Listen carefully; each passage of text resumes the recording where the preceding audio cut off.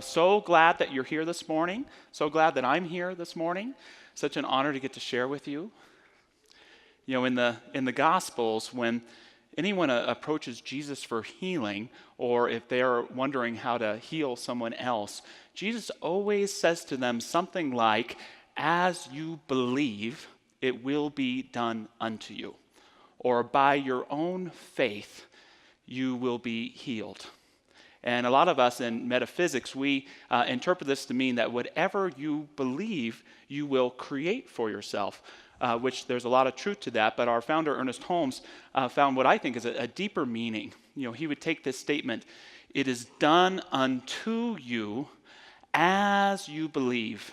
And he would emphasize the "as."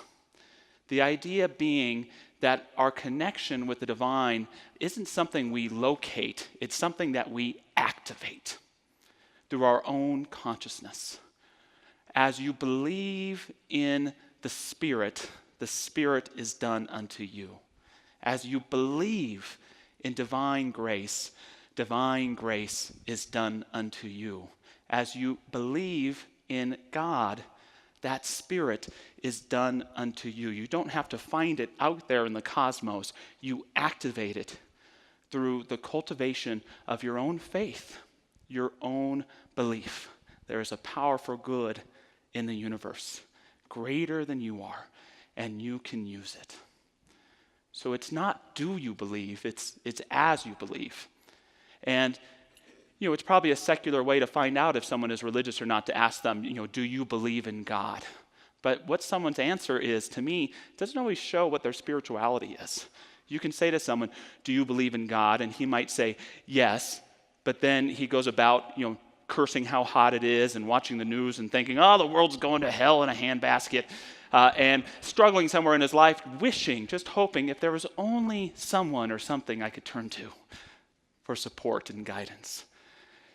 You could ask someone else, do you believe in God? And they could say no, but they may only say no in the way that they're rejecting this idea of a Zeus-like thunder god in the sky. And they may go into their lives in absolute gratitude for the connection and ahas, feeling connected to the ground of being. You know, I don't know about you, but for me, you know, one's religion is better defined not by what they say it is, but how they live their lives, right? One's spirituality isn't what they theorize about, it's what they practice and what they embody. It's not do you believe, but as you believe. I love some words from Robert Fulghum, a Unitarian minister, that speaks powerfully to me, not only this idea of living your spirituality, but how sometimes we get so defined in our religion, almost like a political partisan person, that we forget the practice and what it means. He says, the older I get, the less attention I pay to what people say or think or hope. I notice what they do, how they live, and what they work for. There's an unresolved argument in the arts and in politics over whether one's words are to be judged in regard to one's life. I come down on the side of integrity. The life validates or invalidates the words. Sound true? Oratory is empty if it has not been field tested on the battlefield of experience. And I have little use for those who write beautifully and live sordidly, or those who withdraw from the world and issue instructions for how to live in it, or priesthoods that deny the realities of the flesh but wish to control the appetites and activities of those who live as whole human beings. If you don't play the game, you can't know enough to make the rules. If you are not engaged in the sweaty work of the world, you should not be in charge of the deodorant concession. And if you cannot find a way to aid progress in human affairs, then know that the snarking cynicism of the sideline critic is a form of plague, and to be one of those is to be a carrier of death instead of a preserver of life. It's not, yeah, thanks. Thank you, Mr. Fulghum. It's not do you believe, but as you believe. We lost an incredible human being in John McCain yesterday. Lost to the ages. And he said something not that long ago that I found quite powerful. He said, there is nothing greater in life than when one gives themselves to a cause greater than themselves. There's no greater act in life than when someone gives themselves to a cause greater than themselves. And that to me is what makes Mr. McCain so great, because he gave himself to that cause of his country, both in military and in political service. But we're all called, no matter how you choose, to give into that cause greater than we ourselves. You could be a teacher, it could be as a parent, and it could be to the divine good, being willing to be a channel to that. And the trick is, and McCain didn't say it this way, but I believe it's this way, is when we give ourselves to a cause greater than ourselves, we discover ourselves.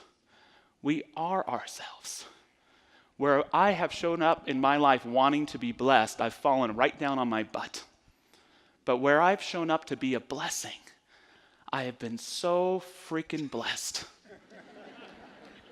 Where I've given myself to a cause greater than myself, I've been given all the wonders of my life. How about you? How about you? Yeah.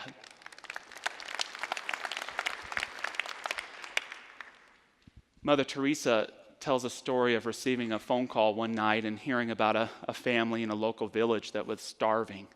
And she shares that her heart just broke when she got there and she saw 8 children malnourished. And she had a bag of rice and she gave it to the mother. And the mother immediately was putting the water to boil, and she put the rice in. And then she took the other half of the rice and she just left the house, and she was gone for like 20 minutes. And she came back and Mother Teresa asked her, where did you go? To my neighbor's house. They are hungry also. They are hungry also. And Mother Teresa shares, it wasn't the generosity of the woman that surprised me, because she shares that poor people are often the ones that are the most generous. It was that someone who could be feeling and experiencing that level of physical suffering could think about someone other than themselves. And what I love about that story too is Mother Teresa doesn't take the time to let us know if the woman's Hindu or Catholic or Jewish or Buddhist. It doesn't matter. What matters, yes. What matters are the virtues she embodies. What matters is that she believes in this presence, that we can spend the rest of our lives trying to define and theorize, folks, but either we're living at one with it or we're living away from it. It's not do you believe, but as you believe. Now, if you were to ask me, Reverend Josh, do you believe in God? I better say yes, being a minister, right? But can I be really honest with you? You promise not to tell anybody? If you were to ask me, Josh, do you believe in God? I would say sometimes. Sometimes I believe in God. And I'm willing to be honest because I bet it's true for a lot of you too. The answer is sometimes. When Reverend Barry's singing, surely the presence, see why I'm not trying out for choir. When Reverend Barry's singing, surely the presence, and I'm in this awesome sanctuary, hell yes, I believe in God. You put me on traffic when I'm late for an appointment? It's hard to believe in God. It's kind of funny because the words get mixed up, because when I'm feeling, I can say, yes, God. But you ever notice that when you're in a situation that's tough, you go, oh, God. And that statement is more of a statement of your disbelief than it is your belief. You know, when I'm in my meditation chair, that 15 minutes in the morning, yes, I believe in God. When I'm in that dentist chair, or that chair I'm not looking forward to being in, that's where I'm struggling. And so that's where my spiritual work is, and that's where I would argue your spiritual work is too. I love and will continue to nurture all those places where I experience God. But where I am called is to begin believing in those areas where I believe in something greater than God. That there's no such thing, that fear, that worry, that need to be right. Where in your life have you not let God in? Where in your consciousness have you shut God out? Where in your relationships are you unwilling to surrender to a higher power that can bring you love, harmony, strength? I don't know about you, but I no longer want a relationship with God in theory. I want a relationship with God in practice. I don't want to talk about God and the possibility of God like I do with questioning if there's life on other planets. I want to embody a sense of that spirit, a sense of that wholeness, and to live it more emphatically every day. How great is your God? How deep is your God? How big is your God? Do you believe in a God that can perform miracles in your life? Do you believe in a God that can heal? If not at the physical, at the soul level. Do you believe in a God that says hello in the connections that you make? That in the hidden heart of who you are is always rejoicing. How great is your God? And remember, it's not a question of locating God. It's a question of activating a belief in the sacred, in divinity, in the beauty of life. We turn it on and off. On and off. Let's leave that switch on, especially in those tough places, especially in those challenging places, especially in those areas of not just where we love ourselves, but where we're hard on ourselves. Let's learn to embrace and experience the divine, not just when we're expressing in our wholeness, but even in the depths of our feeling broken. Embrace that divine spirit, that divine essence. Speaking of this idea of not locating the divine, but activating it in our life, I want to talk about a pragmatic way to claim the divine in your own experience. And so I'm calling it today the what, where, when, and why of God. And when you can know your what, your where, your when, and your why, you can embrace a greater experience of the divine in your everyday life. And for me, the what of God is truth. The what of God is truth. I struggle when I try to picture God, because sometimes I can experience God as a fatherly presence, and I love that. I don't dismiss that, but I know it's more than that. Sometimes I experience God as that groovy energy that binds us all together and feels really good. But I know God is more than that. Gandhi said, you can find God in even the smallest drop of the ocean, and yet not even the 7 seas can encompass God. For me, I want my God to always be the highest truth. Because I know for me, God can be anything, anywhere, anytime. There was once a woman who was at a spiritual retreat and she was struggling, and she raised her hand and the spiritual teacher was there, and she said, I like so much of this stuff, but I'm an atheist. I don't think I can believe in God. And the teacher turned to her and said, what is that thing that you love most and are most devoted to in your life? And she answered, my infant son. And the man shared with her, then your son is your God. By that, he didn't mean start worshiping and build idols to your son.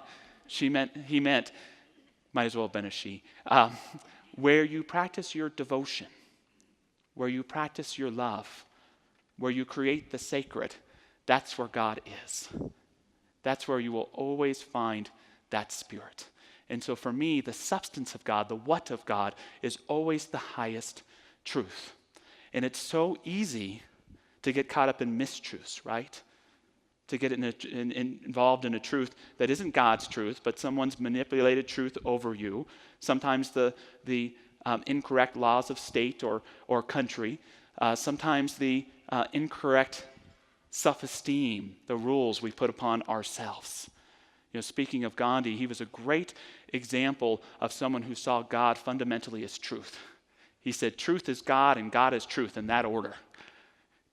And when he was living in South Africa and he saw British colonialism going on, and it was discriminating against those Indian people, his heart woke up. This is not the truth. This is not how people should be treated. So he began to protest, and I think we find all that in our lives. You know, we may not be ending British colonialism and freeing the Indian people, but it may be saying no to a manipulative relationship. It may be saying no to mistreating yourself. It may be standing up and protesting for a cause that you believe in. That's what Gandhi did. He knew that highest truth, and so he began to protest, and he'd get arrested, and the officials would say, well, let's see what he pleads with the judge. Let's see if he asks for a light sentence. This will be funny. And then he would ask Gandhi how he pleaded, and he'd say, I plead guilty. And judge, I ask that you have no mercy on me whatsoever. I demand that I be punished to the highest extent of the law. And what was Gandhi doing when he did that? He was pointing out what he knew those men knew already in their hearts, that there was a higher truth that wasn't being honored for him or his people. They never let Gandhi speak in court again, by the way.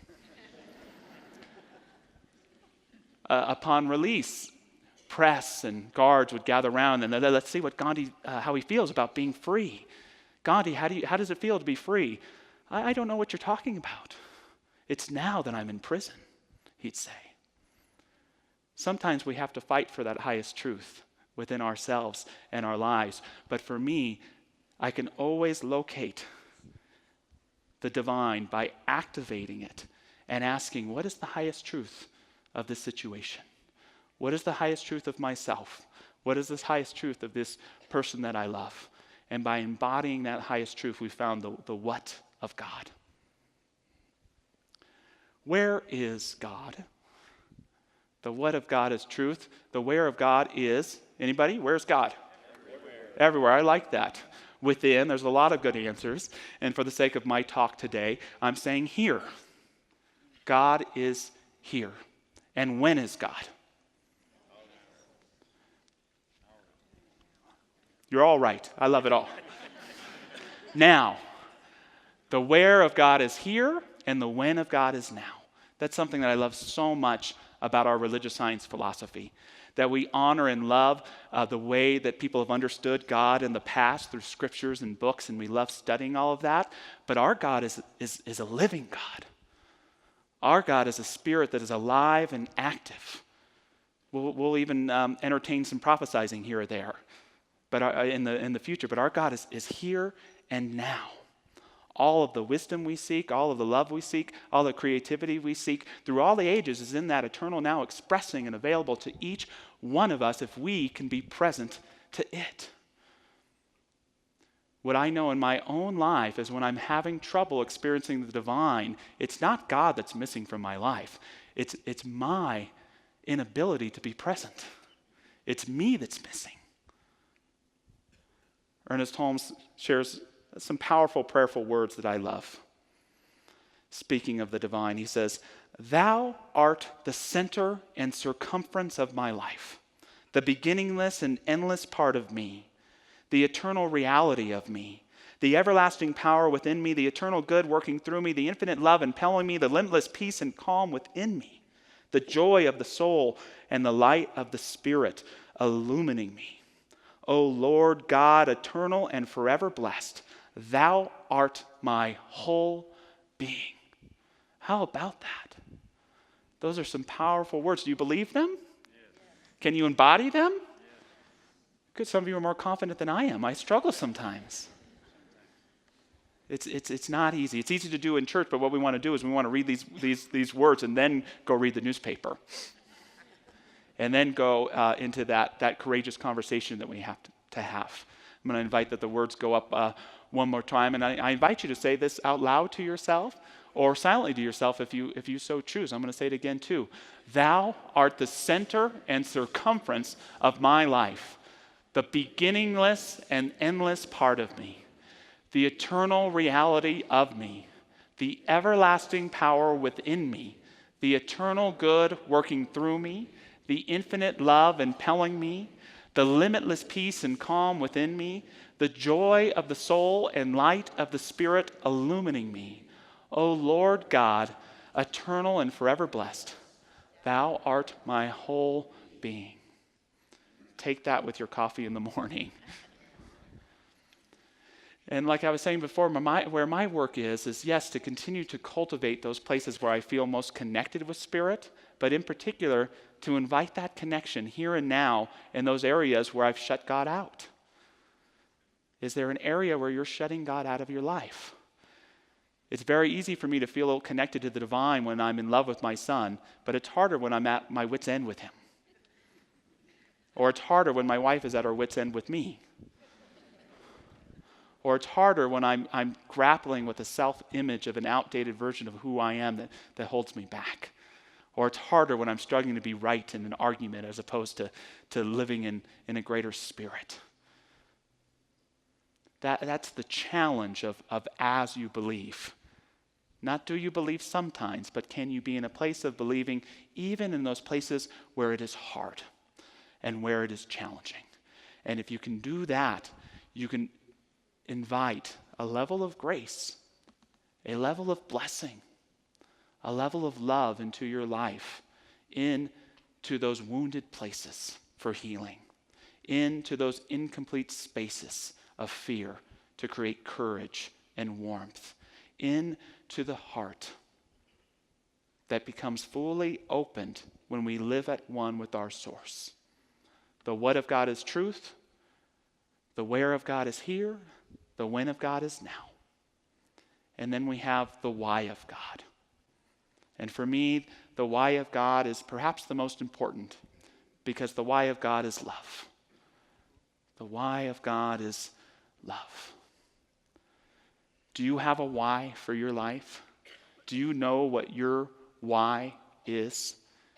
What I know in my life, if for too long that why is trying to make money or trying to be successful or trying to maintain a sense of being right in the world and making others wrong, if my why is trying to maintain a sense of false comfort in my life, I know I'm losing touch with my creative source.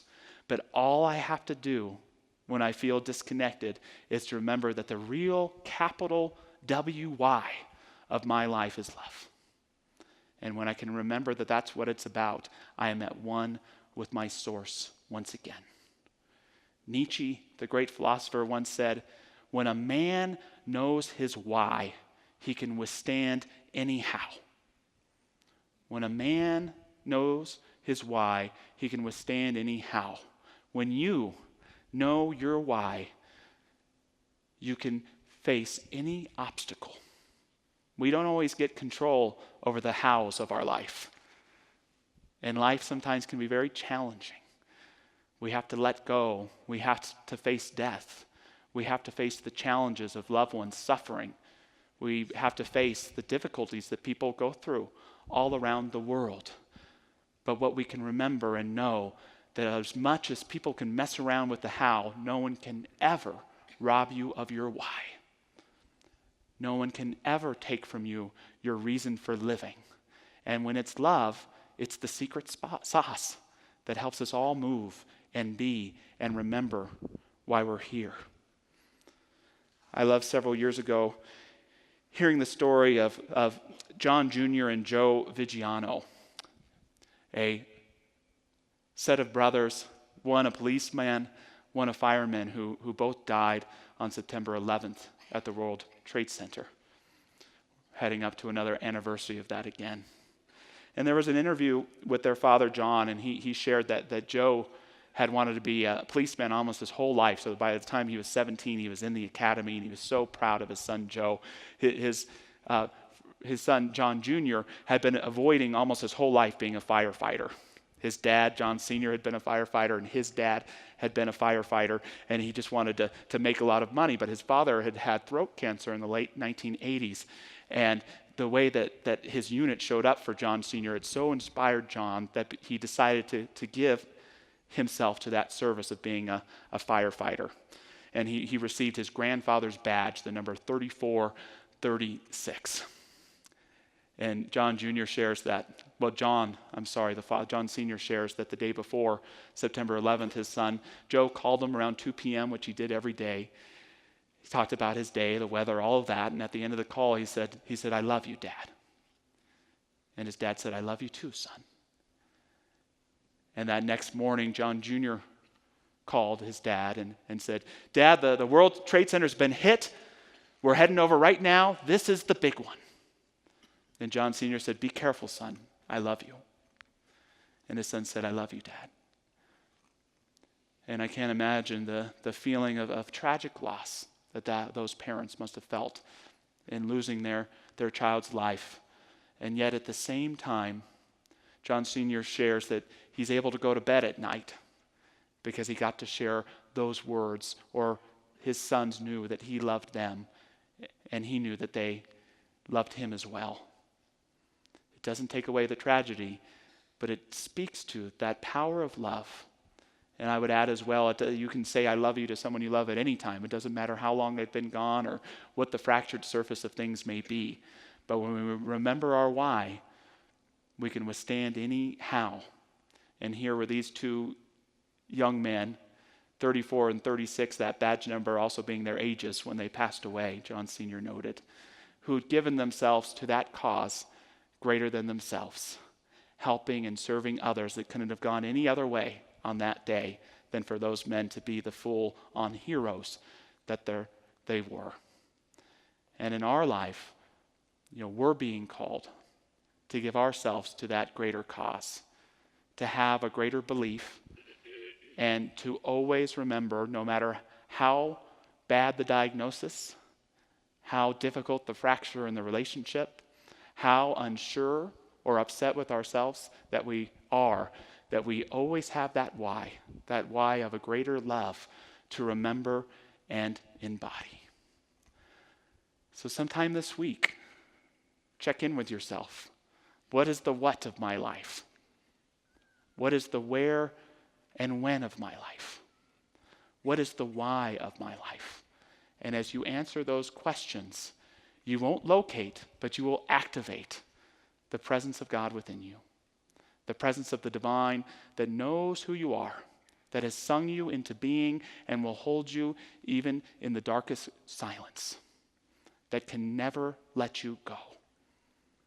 As you believe. As you believe. Mother Teresa said we only have to give a little of ourselves to God, but when we do, God gives all of himself to us.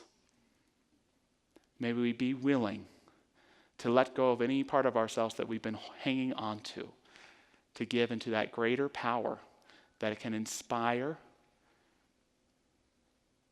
that can humble us, that can uplift us no matter what.